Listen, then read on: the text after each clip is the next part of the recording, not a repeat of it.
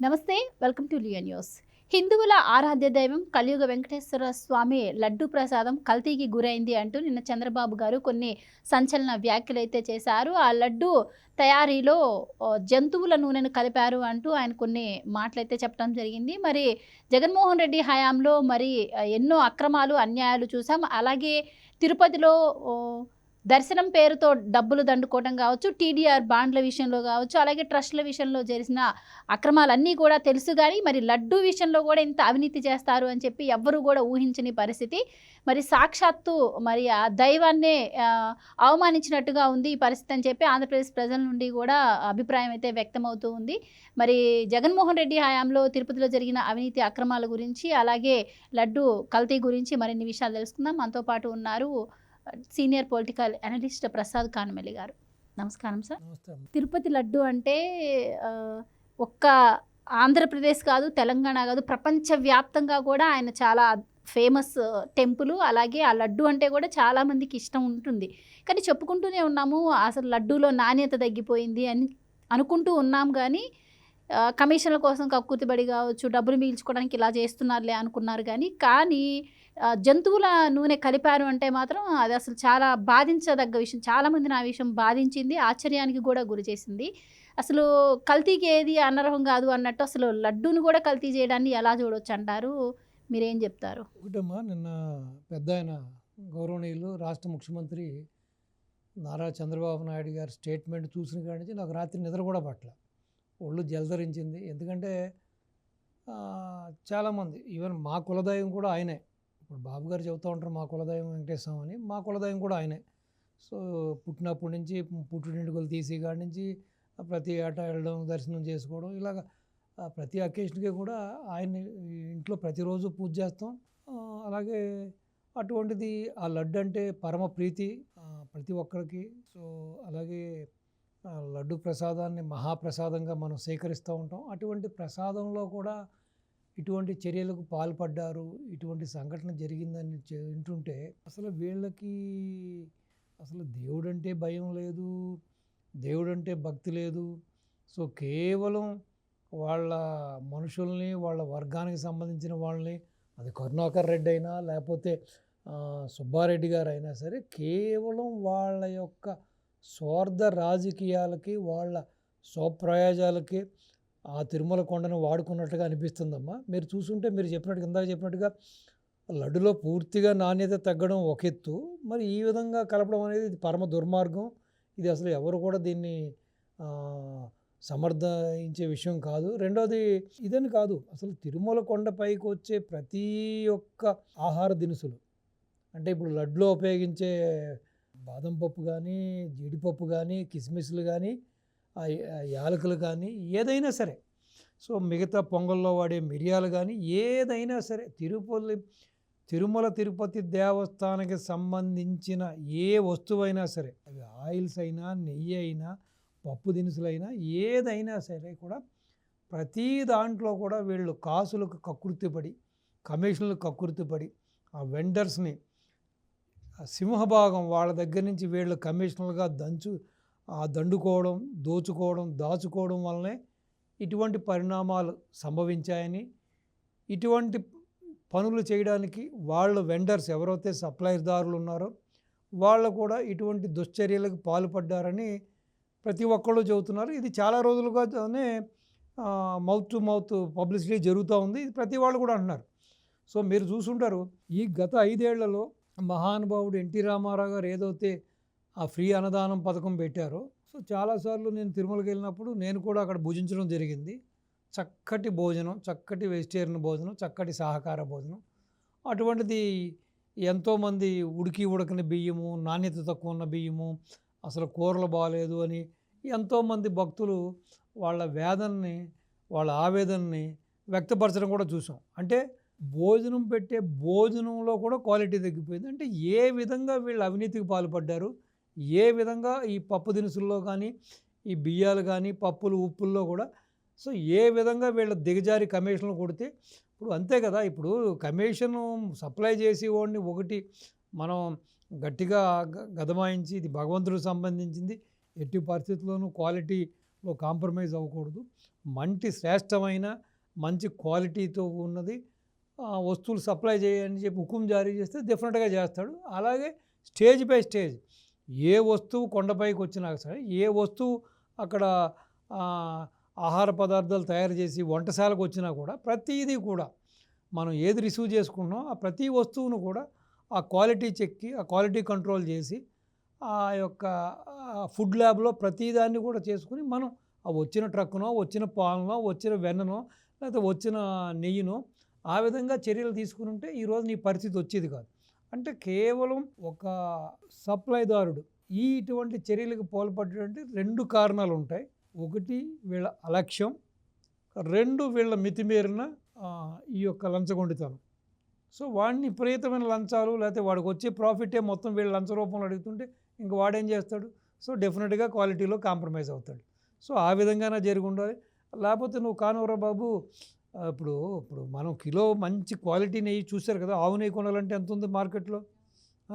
ఇప్పుడు అది అగ్మార్క్ నెయ్యి అనో లేకపోతే మంచి నెయ్యి కొనాలంటే వేల్లోనే ఉంది కిలోలు. మరి అటువంటి నెయ్యి ఇటువంటి చర్యలకు పాల్పడ్డారంటే సో విపరీతమైన లాభాలు దీంట్లో కూడా వీళ్ళు లంచాలు కొట్టడం కోసం ఆ సప్లై చేసేవాడు వాడు కూడా లాభాలు సంపాదించుకోవడానికి ఇద్దరూ కలిసి తోడు దొంగలై చర్యగానే మనం భావించాలి. ఎందుకంటే ఇది ఎందుకు భావించాలంటే ఈ 5 ఏళ్ల గవర్నమెంట్లో ఎమ్మెల్యేలు, ఎంపీలు, ఎమ్మెల్సీలు, మినిస్టర్లు, రోజా లాంటి వాళ్ళు, ఇంకా ఎక్స్, వై, జెడ్ ఏ విధంగా కొన్ని వందల సార్లు దర్శనానికి వెళ్ళాళ్ళో మనం చూసాం. వెళ్ళిన ప్రతిసారి కూడా కొన్ని వందల మందిని కూడబెట్టుకెళ్ళడం, కొన్ని పదుల సంఖ్యలో జనాలను తీసుకెళ్ళడం, వాళ్ళ ఇష్టానుసారానికి ఆ ప్రోటోకాల్ని ఉల్లంఘన చేయడం, అలాగే ఈ దర్శనాలు అమ్ముకున్నారని, అలాగే ఈవెన్ పైన వ్యాపారం చేసుకునే చిన్న చితుకు ఈ తాళ్ళు అమ్మేవాళ్ళు అవి ఇవి అన్నీ ఉన్నాయి కదా, మా షాప్స్ ఉన్నాయి కదా, వాళ్ళందరినీ కూడా హుకుం జారీ చేసి వాళ్ళందరి దగ్గర కూడా వాళ్ళ ముక్కు పిండి వాళ్ళ దగ్గర కూడా ఈ విధంగా లంచాలకి పాల్పడ్డారని, వాళ్ళ దగ్గర నెల మామూలు వసూలు చేసుకున్నారని ఒకటి కాదు పోకలలు. సో వీళ్ళకి కావాల్సిన వాళ్ళకి ఆ హోటల్స్, అక్కడ అన్నపానీయాలు విక్రమించే ఆ రెస్టారెంట్లు, వీళ్ళకి కావాల్సిన వాళ్ళకి వీళ్ళు పర్మిషన్స్ ఇవ్వడం, వాళ్ళ దగ్గర నుంచి ఈ కమిషన్ దండుకోవడం ఒకటి కాదు. పూర్తిగా కనీసం భయము భక్తి లేకుండా నీచాతి నీచంగా వెంకటేశ్వర స్వామి అది ఒక ధార్మిక సంస్థ.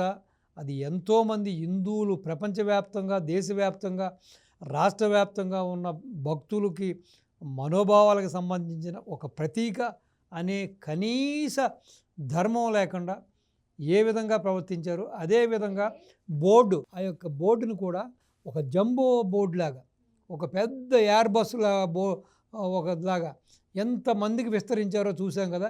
ఇష్టానికి నేర చరిత్రలు ఉన్న వాళ్ళకి, అవినీతి చరిత్రలు ఉన్న వాళ్ళకి, రకరకాల కేసుల్లో ఇన్వాల్వ్ అయిన వాళ్ళకి, దోపిడీదారులకి, దొంగలకి, ఫ్యాక్షనిస్టులకి, దుర్మార్గులకి, రేపిస్టులకు కూడా బోర్డు మెంబర్స్గాను ఇవ్వడం జరిగింది.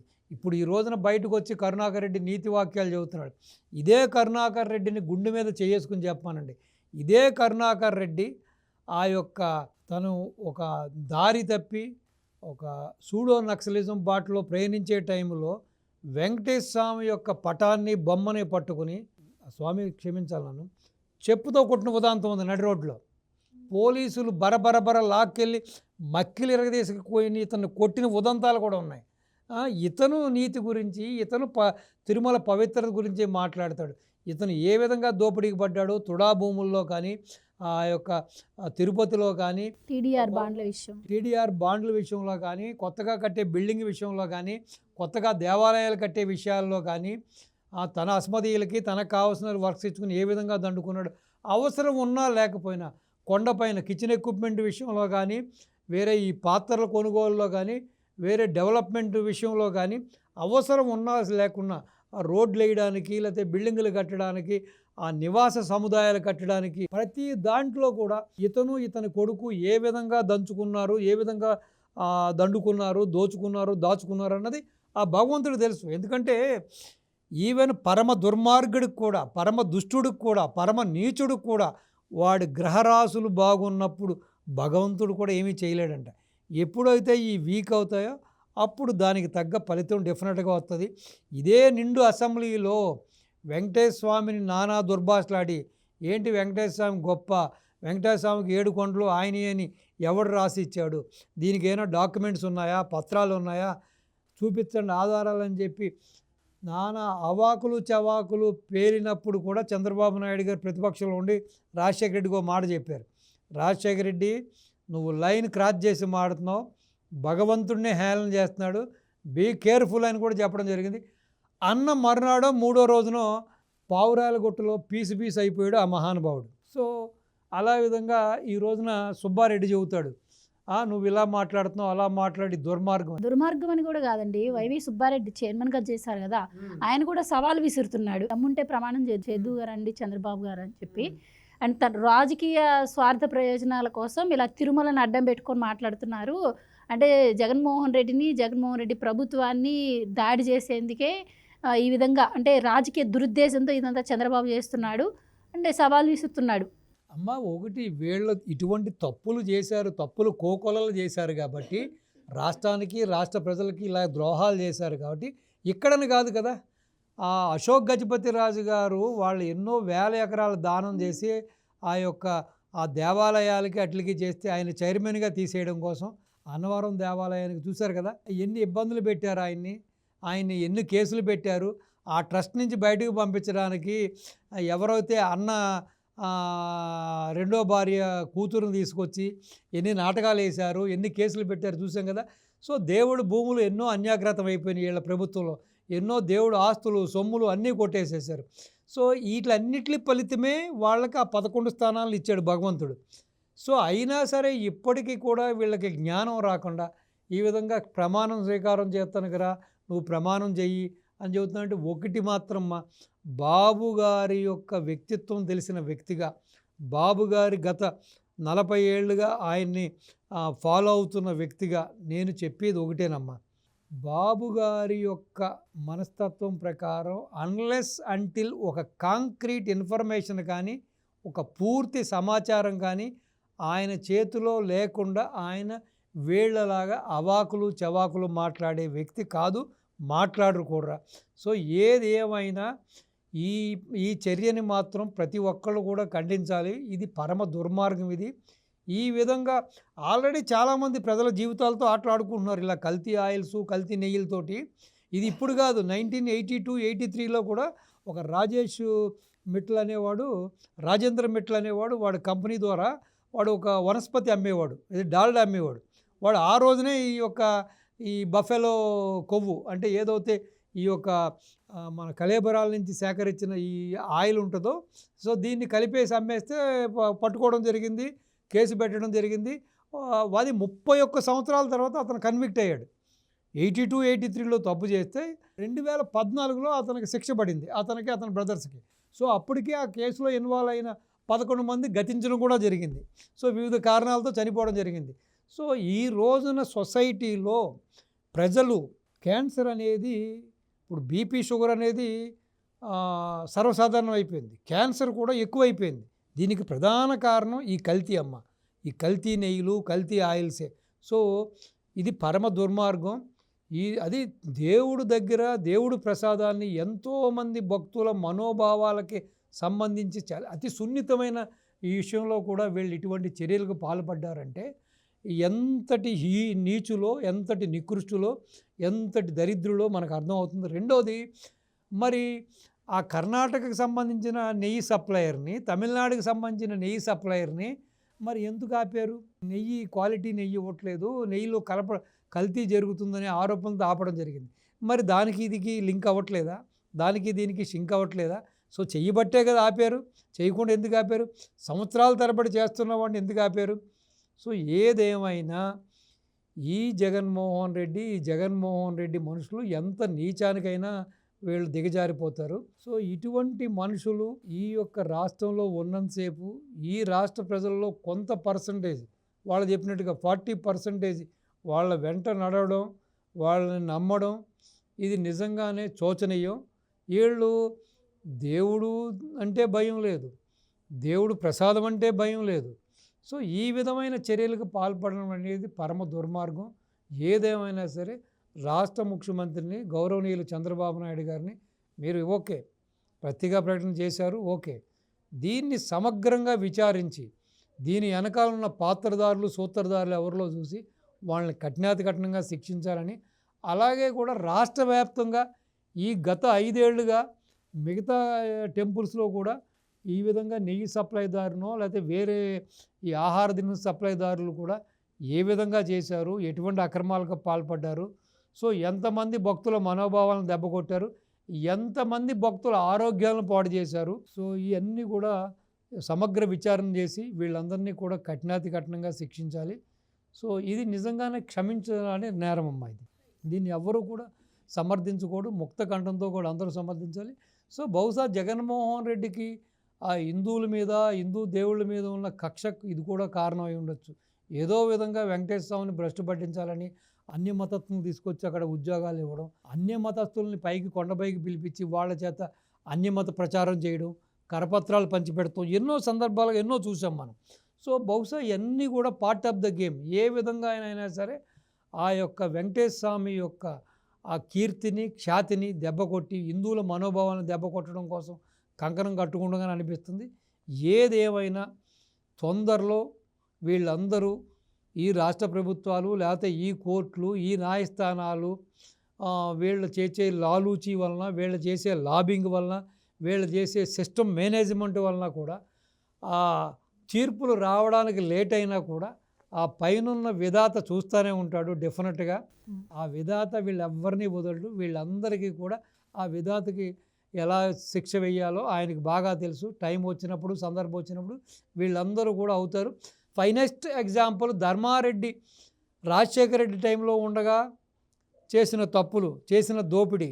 ఇప్పుడు శిశుపాలుడికి ఏ విధంగా అవుతే 100 తప్పుల తర్వాత శిరచ్ఛేదం చేశాడో శ్రీకృష్ణుడు, వేచి తూచి వీడు మారతాడు వీళ్ళలో మార్పు వస్తుంది అని చెప్పి చూస్తే చివరికి మార్పు రాకపోయేటప్పటికి 100 తప్పుల తర్వాత శిరచ్ఛేదం చేశాడు. అదే ధర్మారెడ్డి చేతికి అందొచ్చిన కొడుకు, పెళ్ళిడికి వచ్చిన కొడుకు, పెళ్లి కుదిరిన కొడుకు అర్ధాంతరంగా చెన్నైలో చనిపోవడానికి కారణం కూడా వీళ్ళందరూ ఆలోచించుకోవాలి. ఎందుకు చనిపోయాడు అతను? అంత హెల్దీగా ఉన్న కుర్రాడు, అంత చిన్న వయసు కుర్రాడు చనిపోయాడంటే దేవుడికి చేసిన ఇటువంటి ద్రోహాలు, మోసాలు, కుట్రలు, కుతంత్రాలు, దేవుడు సొమ్ము తిన్నవాడు ఎవ్వడు బాగోడమ్మా, మట్టి కట్టుకుపోతారు. సో డెఫినెట్గా ఇది నాలాగే మీలాగే ఎంతోమంది మనోభావాలని దెబ్బతీసిన చర్య ఇది. సో ఎంతోమంది మదన పడుతున్నారు, ఎంతోమంది వ్యధపడుతున్నారు, ఎంతోమంది లోపల కుమిలిపోతున్నారు. ఇదేంటి మనం ఎంతో పవిత్రంగా చూసుకునే ఈ యొక్క ప్రసాదాన్ని, మహాప్రసాదం విషయంలో కూడా ఇంత నీచానికి ఇంత నికృష్టానికి వీళ్ళు వడగట్టారని చెప్పి. సో డెఫినెట్గా రాష్ట్ర ప్రభుత్వం దీని మీద కఠినమైన చర్యలు తీసుకోవాలి. సో ఆ భగవంతుడు కూడా వీళ్ళకి కఠినమైన శిక్షలు వేయాలని చెప్పి మీ ద్వారా ఆ భగవంతుడిని ప్రార్థిస్తున్నాను, రాష్ట్ర ముఖ్యమంత్రి గారిని అభ్యర్థిస్తున్నాను. Thank you. నమస్తే అమ్మా.